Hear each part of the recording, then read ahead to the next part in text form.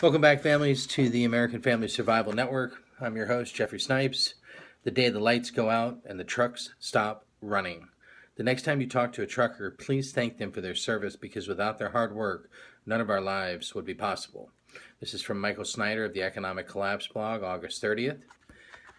What would happen if some sort of national emergency caused a massive transportation disruption that stopped trucks from running?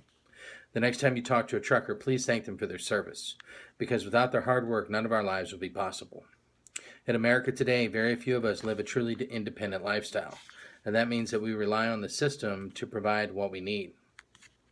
Most of us take for granted that there will always be plenty of goods at Walmart and at the grocery store whenever we need more stuff. And most of us never give a second thought to how all of that stuff gets there. Well, the truth is that most of it is brought by trucks. And if the trucks stopped running for some reason, the entire country would dissolve into chaos very rapidly. Earlier today, Michael Snyder came across a quote from Alice Friedman that detailed what we would be facing during a major national transportation disruption very nicely.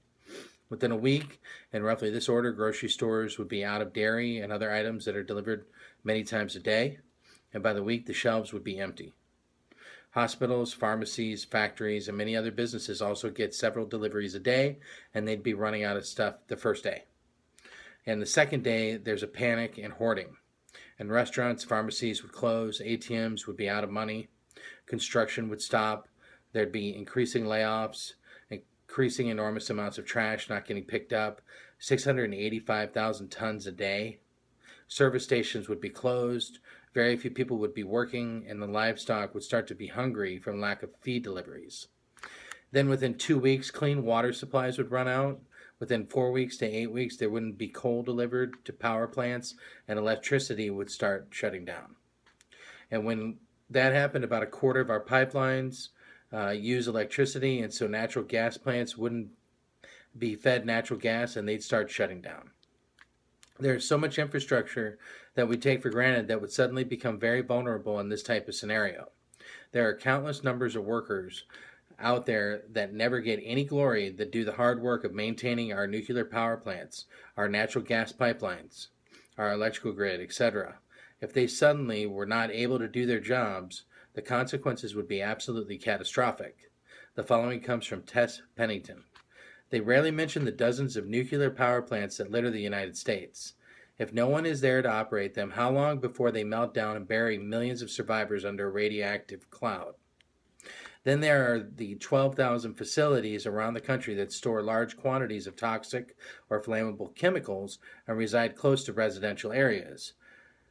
2,500 of these sites contain chemicals in quantities that, if a catastrophic event were to occur, could affect 10,000 to 1 million people each.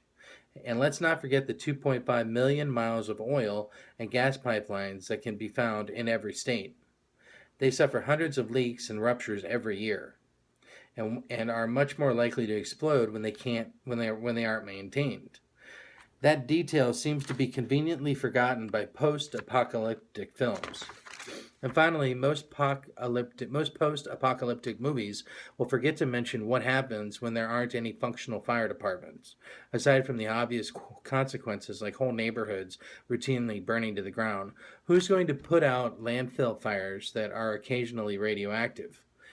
For most Americans, a major national emergency of this magnitude may seem unimaginable right now, but the truth is that it isn't difficult to see how this kind of scenario could happen. The Yellowstone supervolcano is becoming increasingly active, and a single large asteroid could change all of our lives in a single moment. A crippling pandemic could bring normal life in America to a complete standstill. A terror attack involving weapons of mass destruction would spread panic and fear like wildfire. And a historic earthquake along the New Madrid Fault, the Cascadia subduction zone, or any of the major faults in California could literally change the geography of our entire continent. In addition, a massive EMP burst from a nuclear weapon or from the sun could fry our power grid and send us back into the Stone Age in a single moment. This is something that I have written about extensively, or Michael Snyder has written about extensively, and those that want to minimize this threat simply don't know what they are talking about. And an electromagnetic pulse is not even required to cause very serious problems with our electrical grid. For instance, just consider what happened in Ukraine toward the end of last year. On December 23, 2015, the Prikarpatyavolga power distribution station in Ukraine was hit by a carefully coordinated cyber attack that was months in the making. The technicians lost control of their cursors as they watched hackers open breakers and take circuit after circuit offline, plunging 230,000 residents into darkness. The hackers took backup power of the stations offline, plunging the electrical workers into darkness too. And worse yet, they even rewrote the low-level firmware that controls the electrical transformers. The attack had come after months of careful infiltration and planning by a dedicated team of elite cyber warfare specialists, and the result was devastating. Even months later, technicians struggled to regain full capacity in the electrical grid due to the overwriting of firmware. With Ukrainian moves to nationalize power companies, it is possible that the powerful and Putin-connected Russian oligarchs who own large parts of Ukraine's infrastructure were sending a message. We can shut down the system anytime we want. The truth is that we are far more vulnerable than most of us would like to admit. So what would you do if quote-unquote normal life suddenly came to an end and you no longer had access to food, water, or power? How would you and your family respond? Hopefully you would continue to act in a civilized manner, but history has shown that many people would not. Desperate people do desperate things, and it would take only a matter of days for some people to become violent.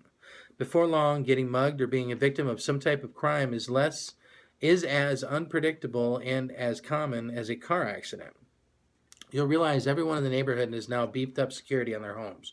All your family, friends, and coworkers have experienced a mugging, carjacking, or worse. You'll have no choice but to accept this new way of life and count on basic safety measures, a form of passive denial, or further learn to defend yourself and remain in a constant state of alert, a very stressful state over time. It's difficult emotionally, mentally,